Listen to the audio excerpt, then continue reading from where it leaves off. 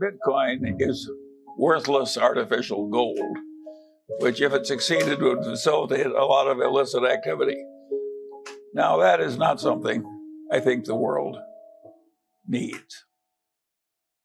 Bitcoin is, where does the value come from? Well, if it's not an effective means of payment, if it's not a great store of value, and I don't think it is either one of those things, because at very least the volatility, well then what makes it valuable?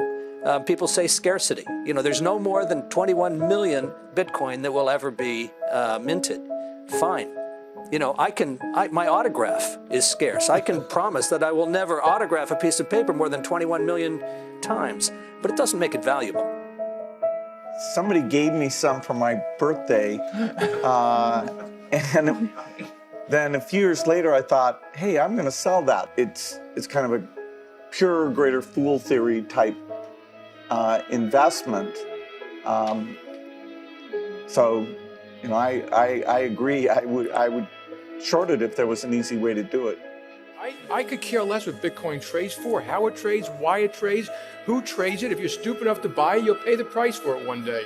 I've also told people that it can trade at $100,000 before it trades to zero. Tulip bulbs traded for $75,000 once, something like that. The only value of a Bitcoin is what the other guy will pay for it. And I think, honestly, I think there's a good chance that Bitcoin, a lot of the buyers out there are up there jazzing up every day so that maybe you'll buy it too. And the other thing I've always made of Bitcoin, governments, and this is not a technological statement, governments are going to crush it one day. Governments like to know where the money is, who has it, and what you're doing with it. And in case you haven't noticed, okay? And governments like to control their currency.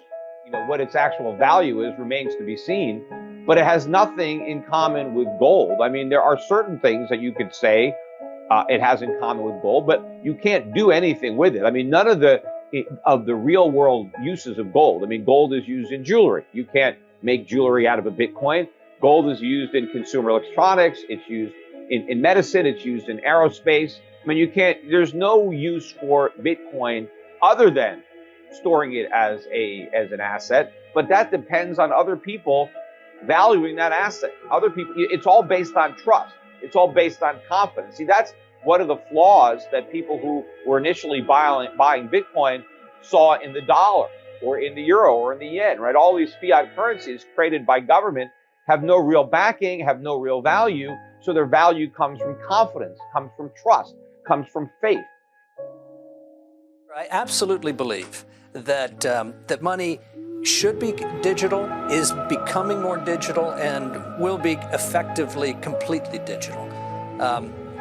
Doesn't mean we need a new currency to record that. I saw the flaws and the reason why it would never actually work, and I didn't buy it.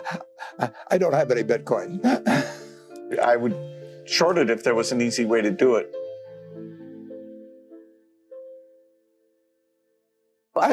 No, I do not own one. I don't own any cryptocurrency. I never will. When Bitfuck was at $19,600, I said, it's over. You heard it here first. Bitcoin is going to zero. Zero. When it comes out, zero. I could care less what Bitcoin trades for, how it trades, why it trades, who trades it. If you're stupid enough to buy it, you'll pay the price for it one day.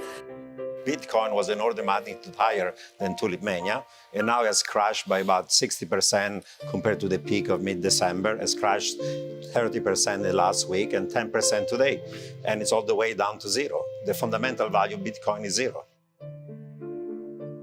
Bitfuck. You shouldn't expect it to go up. Cryptocurrencies basically have no value. Well, then what makes it valuable? People say scarcity. There's no more than 21 million Bitcoin that will ever be minted. Fine. My autograph is scarce. I can promise that I will never autograph a piece of paper more than 21 million times, but it doesn't make it valuable.